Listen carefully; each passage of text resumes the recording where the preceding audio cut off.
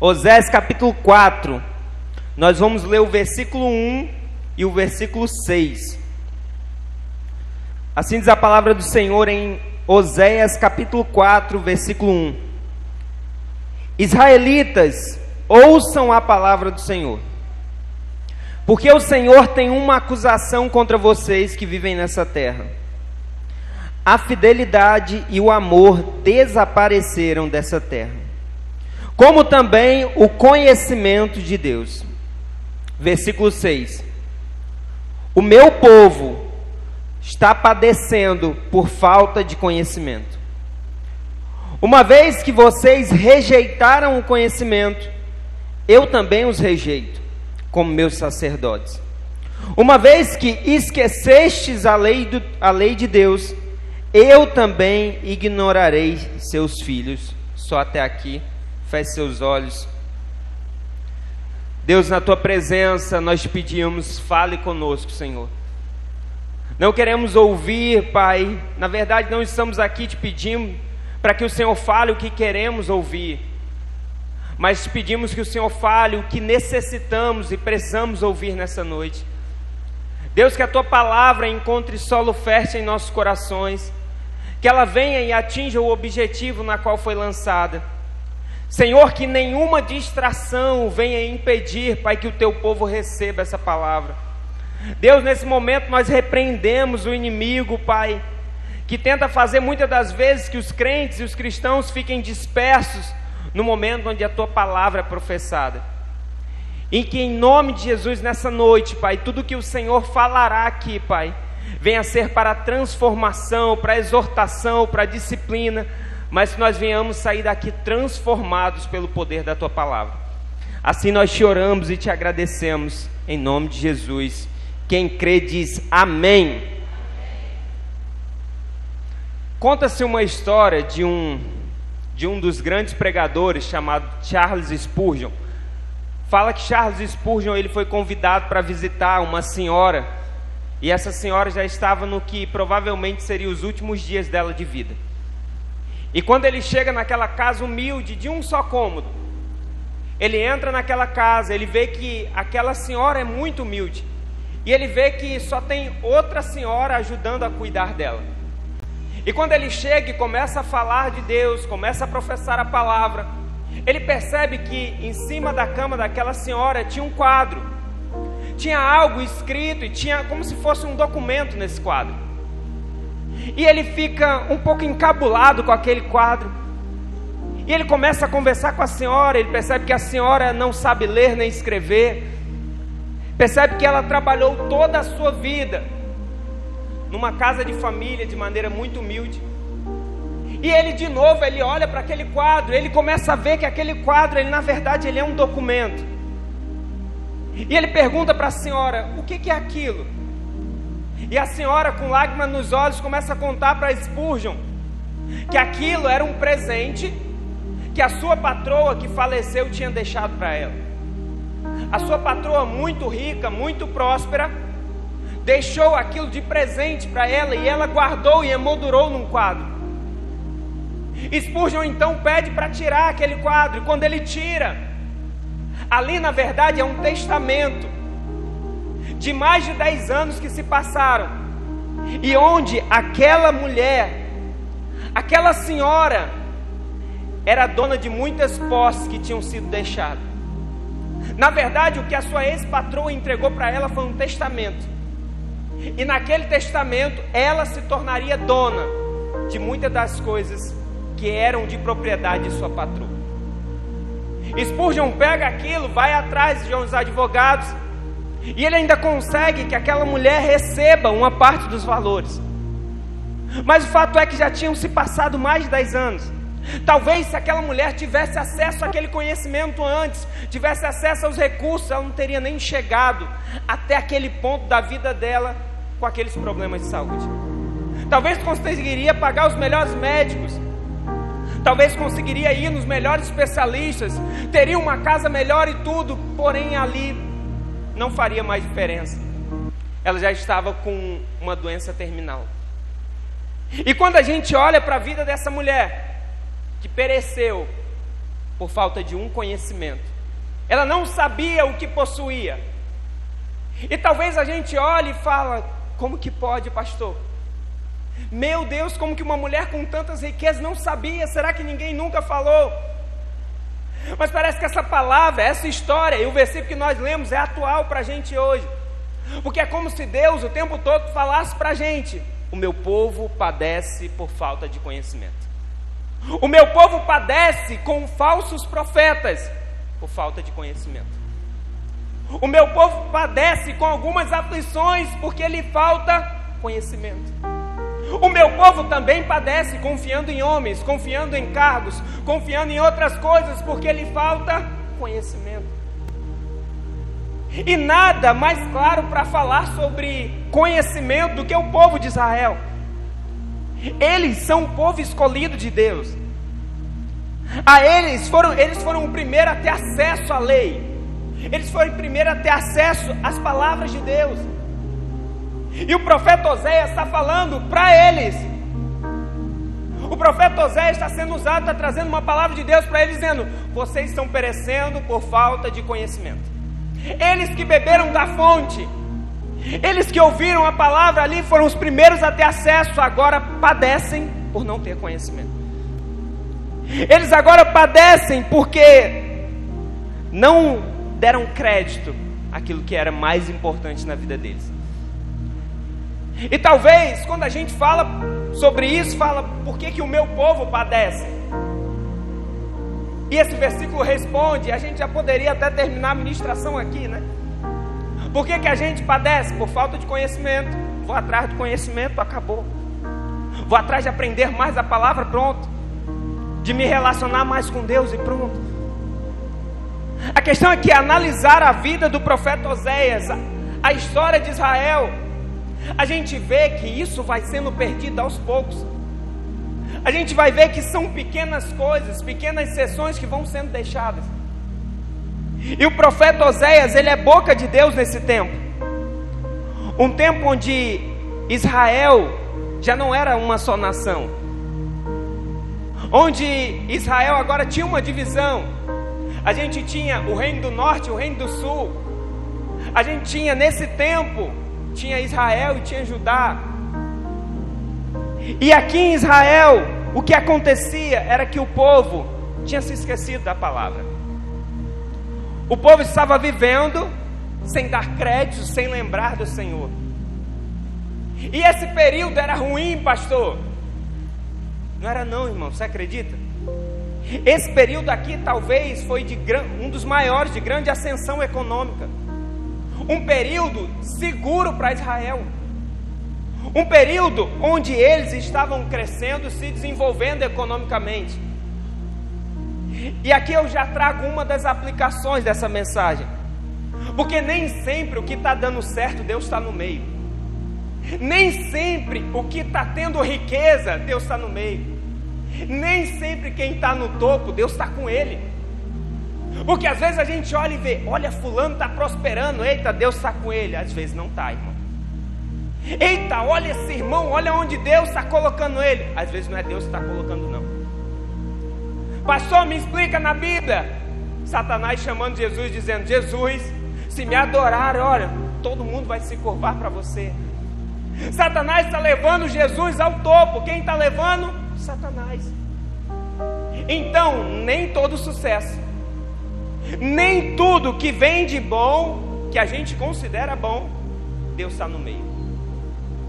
Porque às vezes você fala assim: ô vida, eu aqui crente, todo domingo, quinta-feira e célula, e não estou conseguindo nada, mas está ali o ímpio prosperando. Eu queria ser igual a ele. Não diga isso, porque o fato dele estar prosperando, de ter alguma coisa, não significa que Deus esteja com ele. Mas essa passagem também me dá outra aplicação. Porque Israel foi aquele Israel que esteve durante muito tempo em cativeiro. Eles tiveram muito tempo sendo escravos, até que Deus os liberta, e agora eles esquecem de Deus. E isso é atual para a nossa vida, porque às vezes nós buscamos muito. Às vezes é oração de madrugada, é jejum, é vigília, Mas aí quando vem a bênção, eu esqueço do abençoador. Quando vem a bênção, quando ela chega na minha mão, agora eu não preciso mais ir todo culto. Agora eu não preciso mais ler a palavra. Agora eu não preciso orar.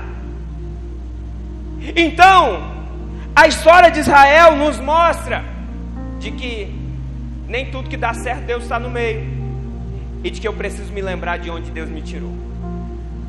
A gente vai ver isso também na carta de Éfeso. Você que lembra das cartas de Apocalipse, Jesus falando para Éfeso, lembra-te de onde caíste. Então a gente precisa lembrar, irmão, onde é que a gente já esteve. Mas volta aqui para a história. Nesse tempo onde Israel a princípio está indo bem, ao olhar humano talvez são os melhores indicadores. Porém Israel está vivendo o seu pior momento espiritual.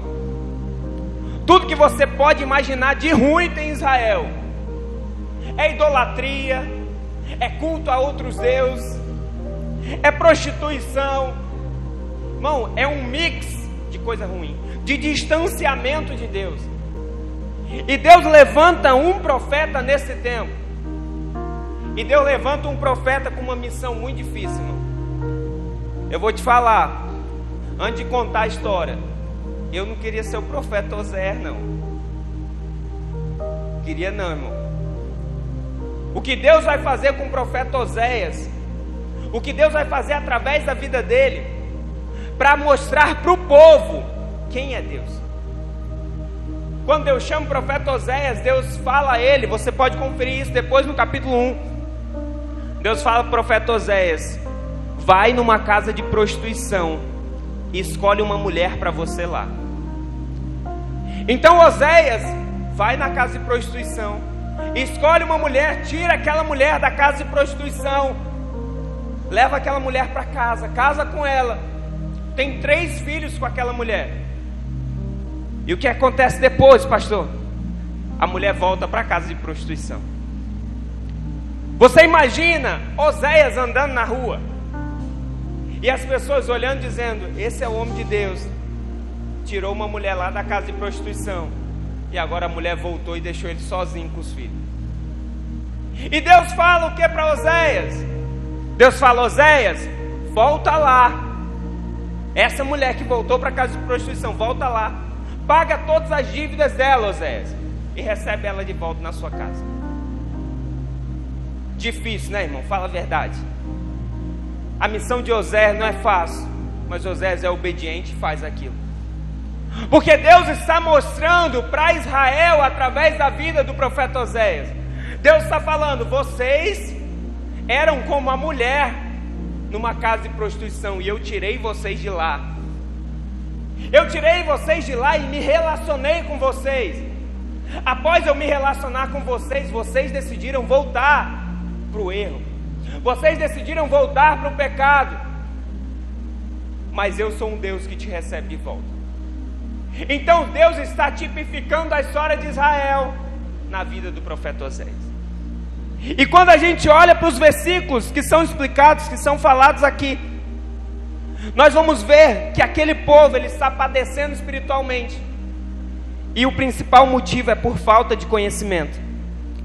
A gente consegue olhar esses versículos, eu peço que você mantenha a sua Bíblia aberta, porque nesses versículos a gente vai ver que eles estão conversando entre si. A gente vai ver que um é consequência do outro. No versículo 1 a gente vê que a fidelidade e o amor desapareceram da terra, como também o conhecimento de Deus.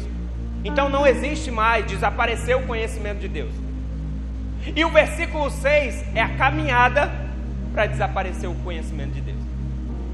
E a gente vai lidar com cada ponto dessa caminhada. Você está comigo? Amém?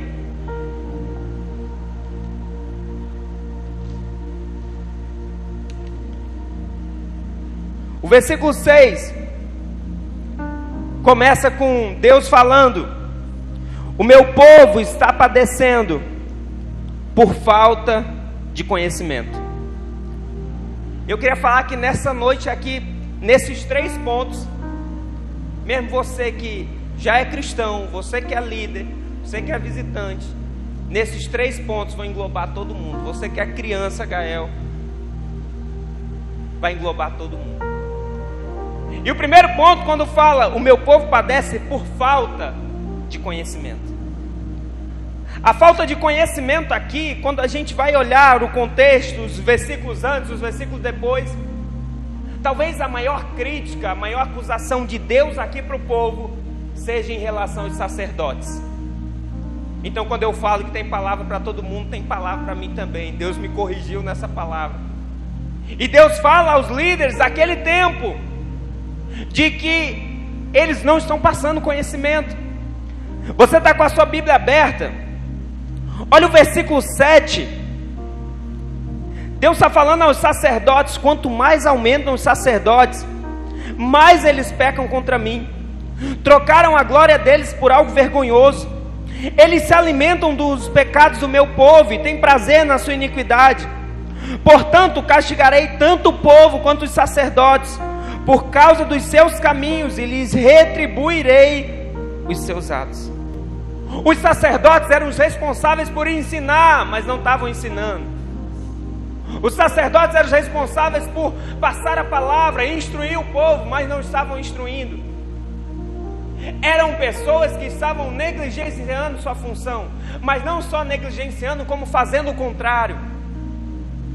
E a gente olha para a realidade hoje da nossa sociedade, do mundo e da igreja brasileira, e a gente está vendo cada vez mais pastores, profetas, mestres com suas igrejas sem abrir a palavra, com focos mais em revelação do que na revelação da palavra. E por conta disso o povo está perecendo, porque lhe falta conhecimento. Se esquece uma das solas da reforma protestante, que é sola a Escritura, só a palavra. Ficou famoso na internet durante a semana um padre falando, apontando os protestantes, dizendo: os protestantes, eles falam que é só a palavra. Os protestantes, para ele é só a palavra. E para nós, irmão, para mim, para a tua vida, tem que ser só a palavra mesmo. O apóstolo Paulo falou: se eu pregar um evangelho diferente desse, que seja anátema, que seja maldição. Não há evangelho fora desse. Não há evangelho fora da palavra. Então eu estou falando para mim, estou falando para você que é líder dessa casa. Você é um dos responsáveis por instruir na palavra. Irmãos, nós temos muitos achismos. Eu acho coisa demais. Mas quando eu vou instruir uma pessoa, não é o que o Rean acha, é o que a palavra diz. Não é o que você acha, é o que a palavra diz. E aí você está aí: pastor, tá bom, hein? É só para os líderes. Para você que é crente também. Quantas pessoas estão perecendo no mundo porque lhes falta instrução da palavra? Porque lhes falta que alguém, um crente que está num ambiente de trabalho, pregue a palavra, fale da palavra, viva a palavra. Tem faltado isso em nossos tempos. Nós vamos ver que quando Filipe chega até o eunuco, Filipe pergunta ao eunuco: entendes tu que lês? E o eunuco diz: como podereis entender se não há quem me explique? Temos pessoas, irmãos, em Heriutaba, que a alma delas está gritando: como eu posso entender se não há quem me explique? Como eu posso conhecer a Deus se não há quem me apresente? Como eu posso me chegar até Ele se não há quem me leve? E a minha oração nessa noite é que saiamos daqui com a certeza: Deus, envia-me a mim. Deus, que seja eu a levar a Tua palavra para esse povo. Nós vamos ver, irmãos, que a mulher samaritana, depois do encontro com Jesus, ela já sai pregando a palavra. O eunuco, depois do encontro com Filipe, ele já sai pregando a palavra. E nós estamos a cada quinta, a cada domingo, a cada terça-feira recebendo a palavra, e nós precisamos pregá-la. Nós precisamos ministrar para alguém. Os dias são maus, o diabo não tem brincado de ser diabo. Nós também não podemos brincar de ser crente. Então pregue a palavra para alguém. Ministre a vida de alguém. Você não sabe, irmão. Eu sei que é dura a palavra, mas às vezes é o último dia de vida daquela pessoa. E você teve uma oportunidade de ministrar o evangelho a ela. Então pregue a palavra. Quando aqui diz que falta a palavra, eu comecei a pensar sobre o que faz com que, quais são as expectativas de alguém quando entra na igreja? Quais são as expectativas de alguém quando vem a um culto?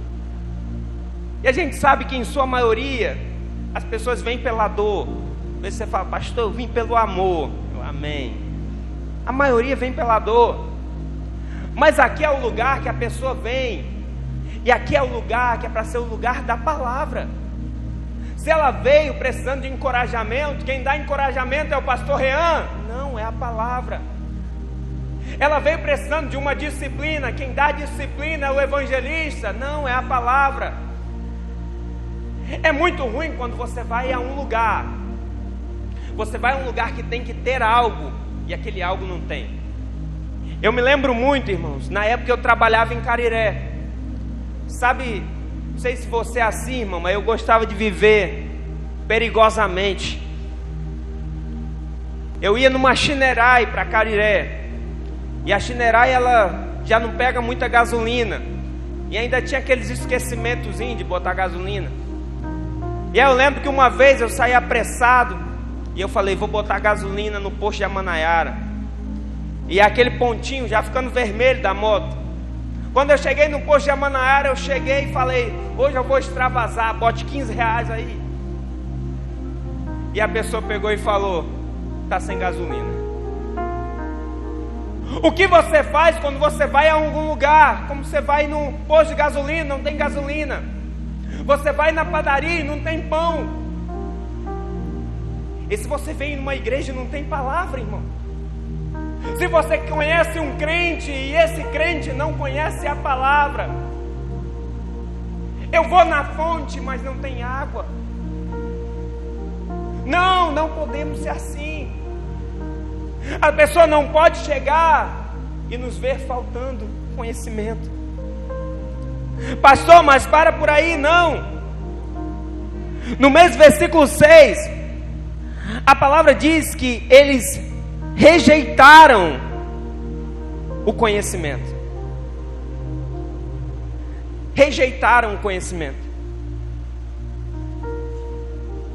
E agora eu vou falar para outro grupo de pessoas. Primeiro eu quero te fazer uma pergunta. Você já pregou para alguém e essa pessoa rejeitou? Se você é crente, irmão, isso já aconteceu. De você entregar um panfleto e a pessoa rasgar e amassar na tua frente. De você ir falar de Jesus e a pessoa falar, não, nem entra aqui não, que aqui a gente não gosta dos crentes não. Pessoas que rejeitam o evangelho. Pessoas que rejeitam o conhecimento. O autor do livro O Peregrino, que é um dos bons livros cristãos, ele vai dizer 7 motivos por que as pessoas rejeitam o evangelho. O primeiro motivo, ele diz que as pessoas rejeitam o evangelho porque eles não veem o seu estado por natureza, o quão poluídos estão com o pecado original.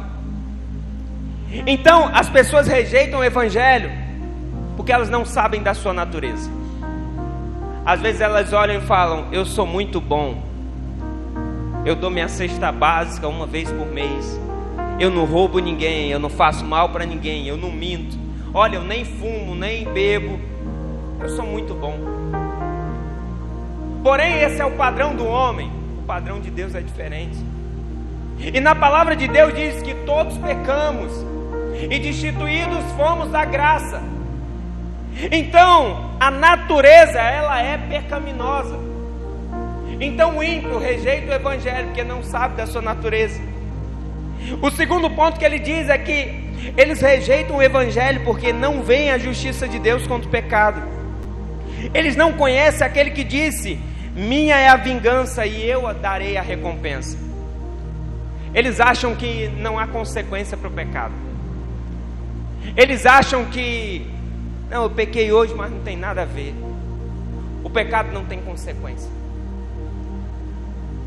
Eles não podem ver a beleza de Jesus Cristo. Eu não sei você, irmão, mas hoje, durante esse louvor, o momento de louvor, que a gente falou que sobre o nosso amado, sobre querer conhecer a Ele, nós nutrimos dentro do nosso coração essa vontade de estar com Cristo, de conhecer, de vê-lo no céu. Então saber que Ele é grandioso, entender a tua beleza, e o mundo o rejeita porque não entende quem Ele é. Ele diz também que o mundo o rejeita, e rejeita o Evangelho, por serem controlados pelo poder de sua incredulidade. Eles não ousam entregar suas almas a Jesus Cristo, nem confiar na justiça deles, somente na justiça terrena. Então tem muita gente hoje sendo controlado pela incredulidade. Tem ficado famoso nas redes sociais, pessoas fazendo pesquisa e perguntando: você acredita em Jesus? Olha, você preferia conhecer Jesus ou ganhar R$1 milhão? Em sua maioria as pessoas dizem que não acreditam em Jesus e preferem o dinheiro a vê-lo face a face. A incredulidade tomou conta do mundo, e por isso eles rejeitam. Eles rejeitam pela razão carnal deles, contra a palavra da fé. Eles rejeitam porque amam honrar uns aos outros, amam ser louvados pela sua vã justiça própria. Eles amam ser honrados, serem reconhecidos. Imagine você fazer algo e não receber os créditos por aquilo. As pessoas falarem para você, olha, você é uma bênção, você fez isso, você é aquilo. E você dizer: não, é tudo pela glória de Deus, é tudo pela graça de Deus. Imagine você tirar os créditos e colocar nele. Isso para o mundo é totalmente contraintuitivo. O mundo pensa em colocar o seu ego acima de tudo. Ele vai dizer, por último, que a desgraça de milhares é a desgraça dos legalistas, é a desgraça do homem bem educado, é a desgraça do formalista. Sim, ainda é mais estranho, é a desgraça dos depravados, dos debochados também. Pois embora haja uma geração que, segundo podemos perceber, por um lado despreza a justiça, enquanto ao mesmo, por outro, nutre um grande interesse interior por ela, a ponto de separar tempo para fazer aquilo que lhe parece ser bom, e contanto isso pode ser raro. Esse infeliz pensa que por causa disso Deus o aceita em estima, e a sua justiça é orgulhosa. É o que eu falei no início, é aquele que acha que por muito fazer ele já está salvo. Ele acha que a salvação vem pelas obras e não pela fé em Cristo. E quando olhamos para a realidade de Israel, Israel está rejeitando a palavra. Israel, no momento que o profeta Osés está falando, eles estão rejeitando, estão dizendo: eu não quero essa palavra. E a gente, quando olha sobre essa rejeição, a gente vê também sobre os cristãos que as têm rejeitado. Sabe aquele irmão que consegue ler a palavra, mas aqueles versículos que mexem no seu pecado, ele não quer seguir. Ele fala: não, mas aqui você tem que ver o contexto da época. Aqui você tem que ver a tradução no original. No original, no hebraico, no aramaico, no grego, tentando se desviar para viver um evangelho por conveniência. Rejeitado a palavra. Por rejeitar a palavra, o meu povo perece. Por último, mas não menos importante, ele fala que o povo perece porque esqueceu a palavra. Irmãos, esse povo, em algum momento da vida deles, eles ouviram sobre a lei de Deus. Não era novo para eles, em algum momento eles foram instruídos. Em algum momento a palavra foi falada para eles, mas eles esqueceram. E você já pensou na tua vida, por que você esquece algo? Quem aqui é muito bom de memória, irmão? Muito bom de memória. Jesus, só uma pessoa. Senhor.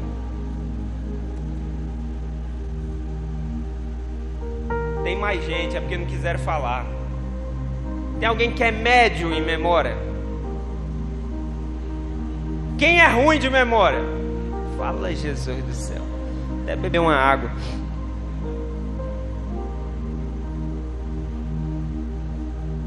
Você é ruim de memória para algumas coisas, né?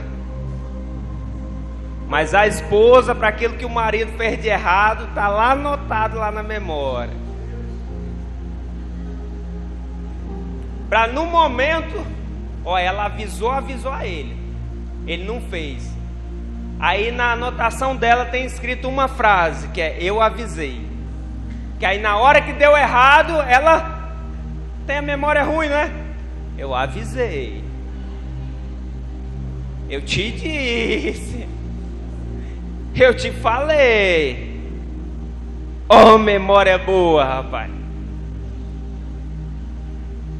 Quando nós vamos analisar sobre memorização, a gente vê que um dos fatos que faz com que as pessoas não lembrem das coisas é porque aquilo não é importante para elas.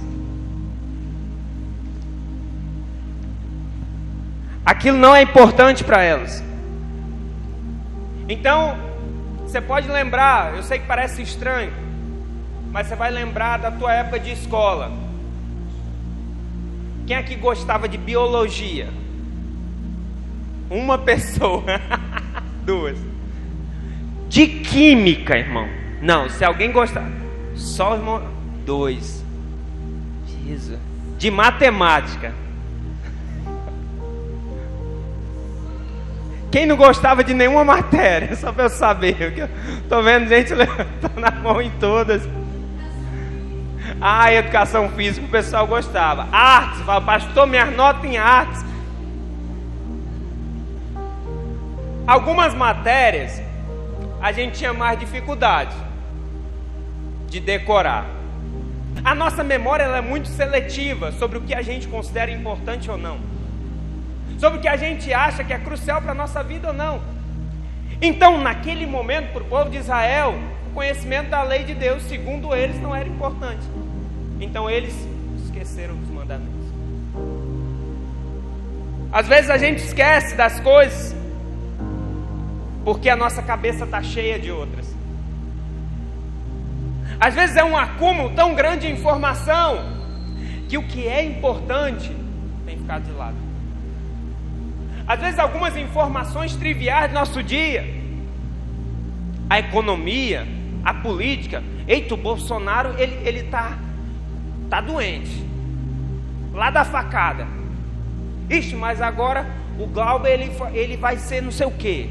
Eita, mas não sei o que lá. A política, o PIB, o futebol, o Oscar.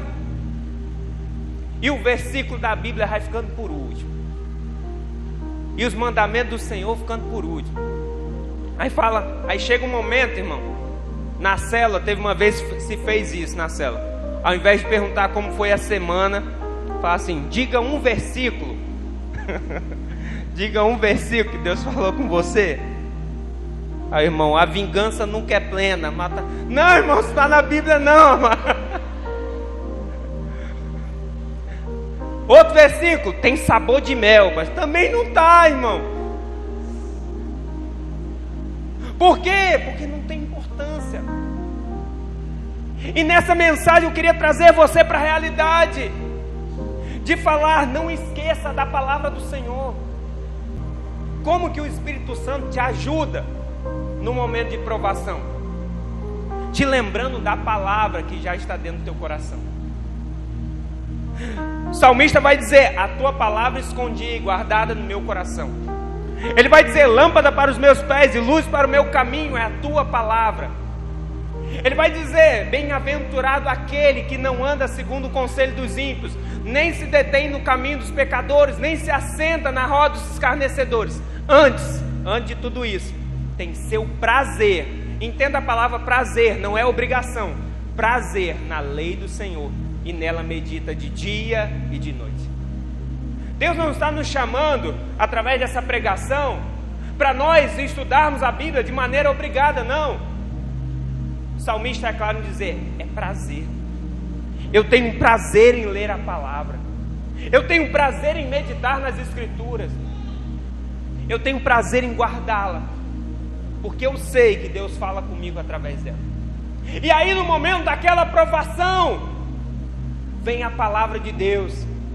No momento do desânimo, vem a palavra de Deus: e força-te, tem bom ânimo, porque eu estarei contigo por onde quer que andares. No momento da solidão, vem a palavra: eis que eu estarei contigo todos os dias, até a consumação dos séculos. No momento da aflição, da prova, falando assim: pastor, eu não vou aguentar, a prova está grande. Vem o salmo dizendo: muitas são as aflições do justo, mas o Senhor os livra de todas. Então eu olho para a palavra e eu não preciso da motivação do coach, eu não preciso das melhores, não preciso do incentivo do irmão, eu preciso da palavra. Essa palavra, ela é uma palavra de juízo sobre Israel.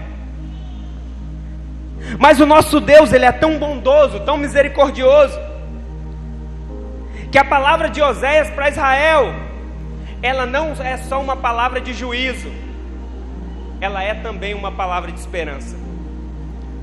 Você pode ir no capítulo 6 comigo, por favor, para a gente encerrar?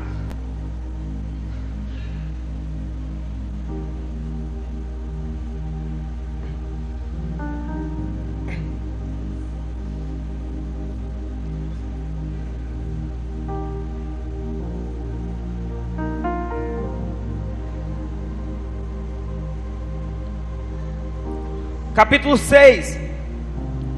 Lembra que até onde nós lemos aqui, Deus está deixando uma acusação, uma palavra de juízo sobre Israel. Eu falei, aqui o tema diz: o meu povo tem padecido. Mas talvez a tua Bíblia, ela tenha a tradução de, em vez de padecido, ela diga destruído.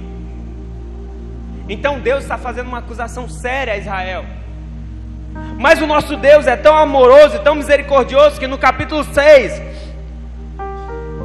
vai dizer assim: venham, voltemos para o Senhor, pois Ele nos despedaçou e nos trará cura. Ele nos feriu, mas sarará das nossas feridas.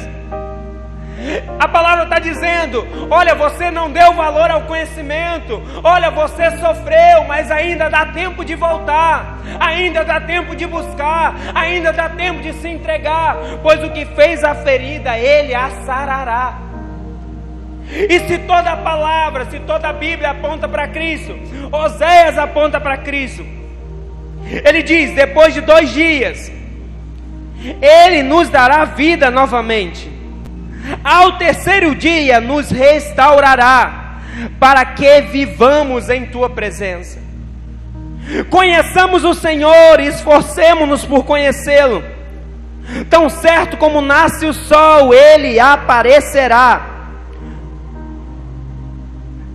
Virá para nós como as chuvas de inverno, como as chuvas de primavera que regem a terra. Então há um convite do profeta, mas na verdade há um convite para você nessa noite. Eu não sei se você, durante esse tempo, tem negligenciado o conhecimento do Senhor, se tem faltado conhecimento de Deus na tua casa, se tem negligência, se tem esquecimento, se tem você tem ignorado a palavra. Oséias está dizendo agora: ainda dá tempo, voltemos-nos ao Senhor. Ainda dá tempo, o Senhor te recebe de volta. Ainda dá tempo de tomar a atitude, de retomar os caminhos, de retomar o verdadeiro conhecimento. Sabe o que é mais interessante nessa palavra? É porque a raiz da palavra conhecimento, ela não tem a ver só com a lei, ela tem a ver com relacionamento.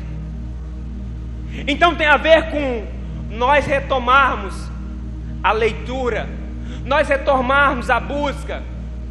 Mas nós, assim como a corça anseia por águas, nós ansiarmos por Ele, por sentir a presença dEle, por viver com Ele, por estar com Ele, por não ser só visitação, não, por sermos a habitação do Senhor.